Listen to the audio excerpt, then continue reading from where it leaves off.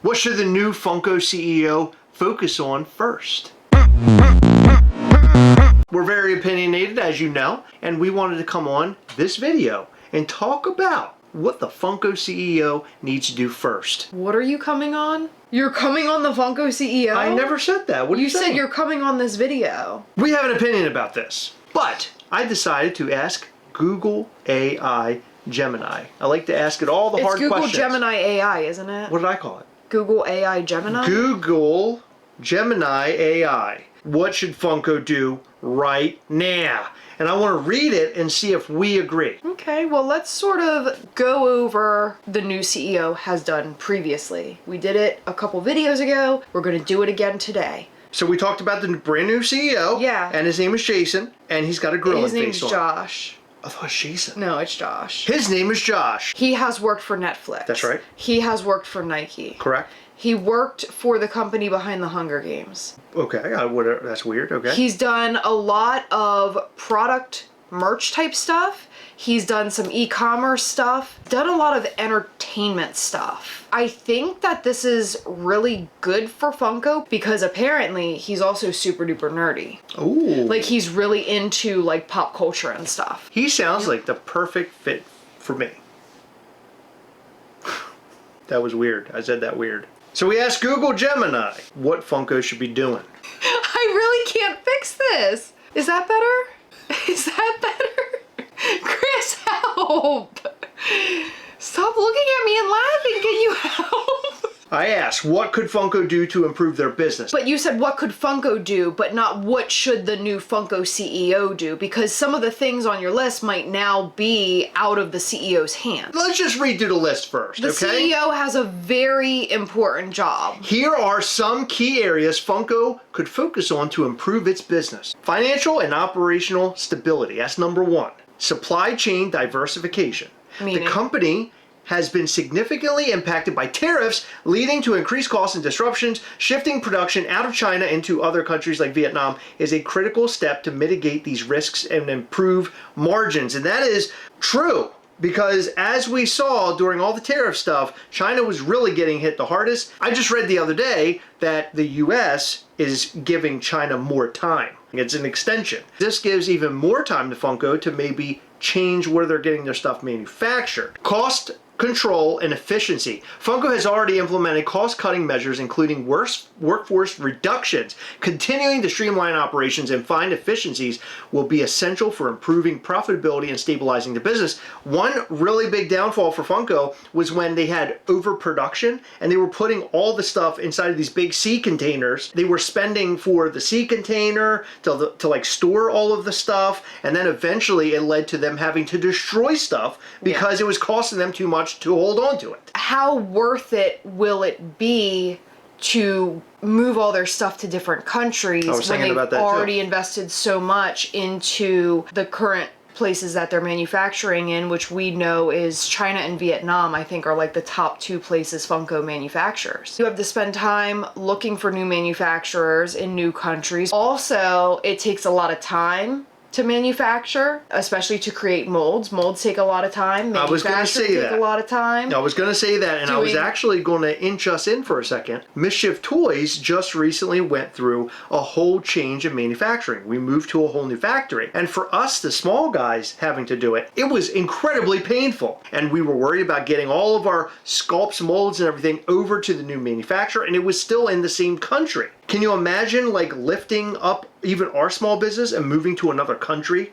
No. That's insanity. Funko also has more money than we do. However, I feel like if Funko spent that money, it would be like to move to a different country. Would they have to kick this CEO out because they're not appeasing the shareholders because they're losing money? Would that be considered like a loss, or would that be considered like an investment and over time they're going to make more money? Next one is debt management. Funko's debt has increased and its term loan is due in 2026. Refinancing this debt and exploring other financial options will be crucial for the company's long-term stability. So I didn't realize there was like a huge amount of debt in there, although maybe we did know that, and I just forgot about it because I don't like to think about debt because debt's not fun. Have you ever heard the word debt and it was like in a good context? No. Or it sounded great? Number two, Product and market strategy. Wait, we just listed off a lot of stuff. That was all under the first? That was number one. Oh, okay. This is number 2. Focus on exclusivity and high value items. Yeah. Before I looked into this with AI, I was going to come on here and say that. Yeah. And then the video would have been over. I actually think that AI might be onto something here. The market for collectibles is increasingly selective. Increasingly selective. Thank you. Funko could benefit from focusing on limited edition, exclusive, and high-value figures that appeal to serious collectors. These items often command higher prices and can help drive brand prestige. We've been saying that for a number of years. Yeah, and by the way, they're working on limited edition, and they got the NFT stuff, so limited numbers here and there. They're also doing the limited pieces inside of like stores like Hot Topic and Target. So they are doing these things, but I would agree with AI that they should really be doing more. We need to focus on that more, Funko. As an example, just the other day, that Star Killer Funko Pop went up on the website and people absolutely lost their damn minds.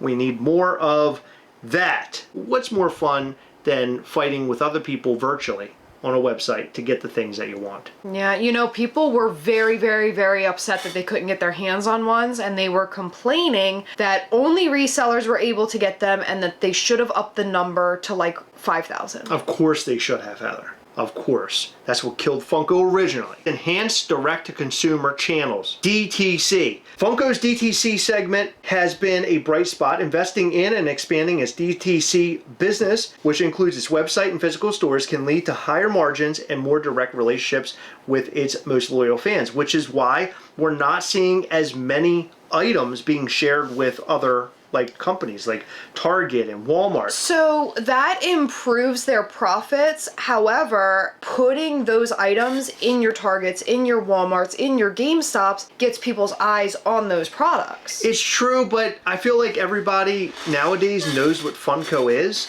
and at one point in time, maybe they needed to leverage that. I mean, it's good that it's in the store and you can walk up and buy it. I agree with you there, but I don't think they necessarily need it. 5 years from now, there's going to be a kid who was 3 years old and now they're 8. And they walk into a store and there's no Funko Pops on the shelves, and they don't learn what Funko is ever because they don't use a computer like that. They use a computer for Minecraft. Capitalize on personalization. The Pop Yourself line is a promising example of a personalization trend that is popular with consumers. Expanding customization options and unique to you products can create a new revenue stream and deepen customer loyalty. Pop Yourself is incredibly popular. People love it. Even people who don't really collect Funko Pops like maybe you or I do, they just want to make like a little them. How about expanding and doing like wedding toppers? I think they have. Have they done that?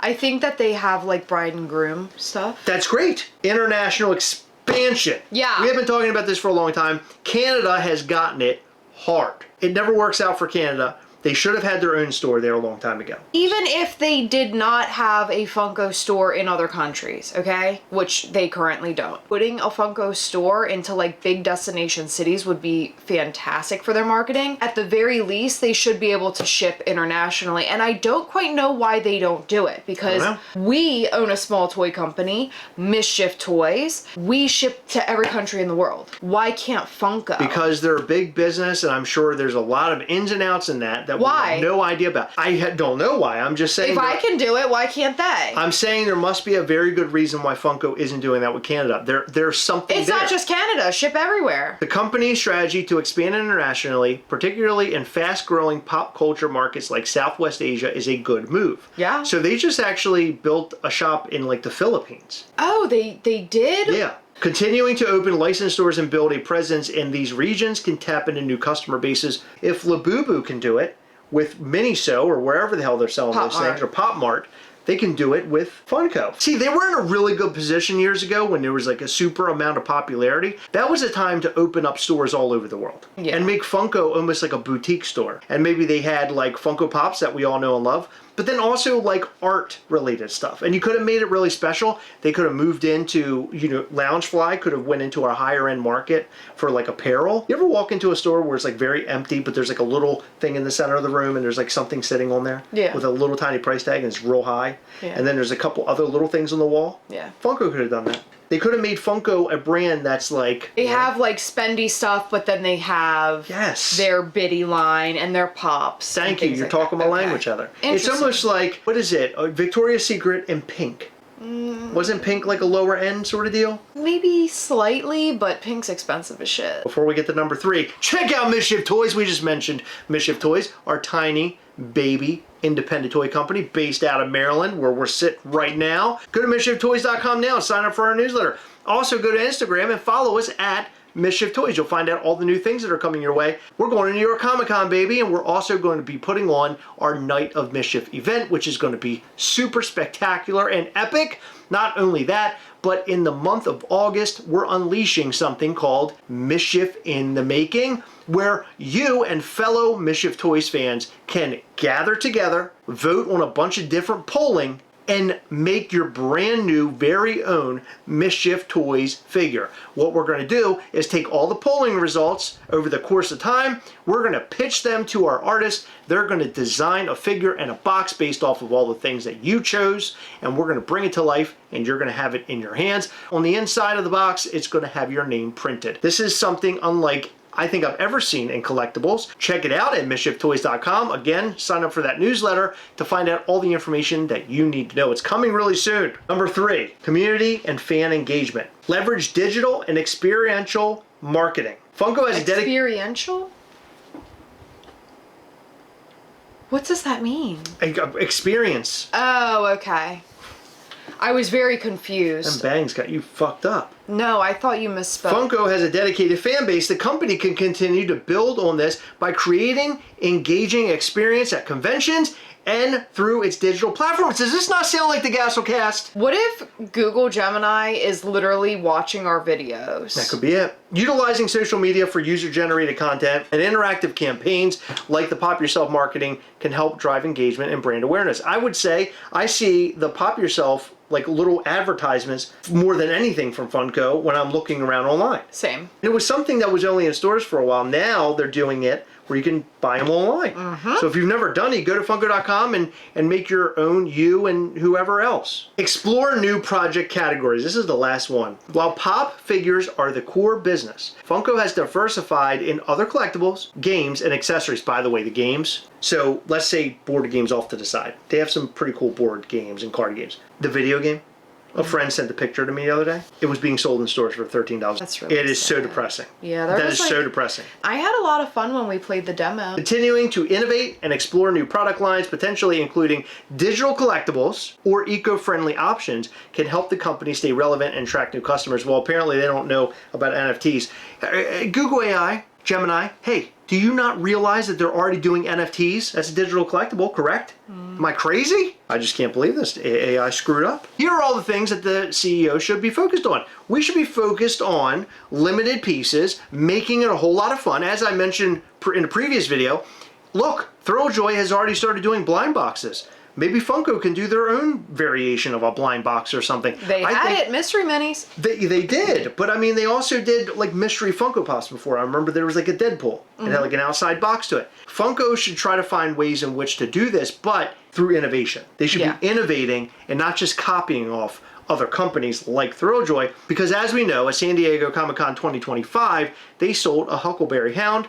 They couldn't even get the box in time as a blind box. They had to use sorters. It was the most embarrassing thing I've ever seen in my life. Yeah, but I mean, can you really say that Funko is copying off of somebody else when they've done blind boxes? It was just a really weird move for the event. I don't know. It was weird to me. I feel like so many things are out there, and really, like, what is truly original anymore? It's I feel true. like there's so many superheroes, but there's a lot of them that are very similar. You know what I mean? I know, I'm on board with you, but I guess what Thrilljoy did was made it fun to open the box. Yeah. By tearing it. That's innovation. That's something new and fresh. Yeah. Will it be fresh in like 2 or 3 years from now when everybody's doing something similar? Probably not. But at the moment, that's pretty cool. Yeah, it's interesting. They took the blind box concept, which is very popular, and then they added their own flair to it. That's exactly what I think Funko should be doing. Something like that, but innovative and in their own way. Mystery boxes are incredibly popular right now. They're like at a height right now. The Labubu stuff, yeah, Thrill Joy stuff, like across the board, all these different companies are focused on that. In fact, we were at a small toy show over the weekend and somebody was there selling like 3D printed stuff and they were blind bagging stuff. And people were going crazy about it. It was being filmed and then put on social media. It's an experience, and experiences are the most important part about the collectible. It's the people that's collecting, the community, is, in my opinion, is first, making those friends. The second is experience. Third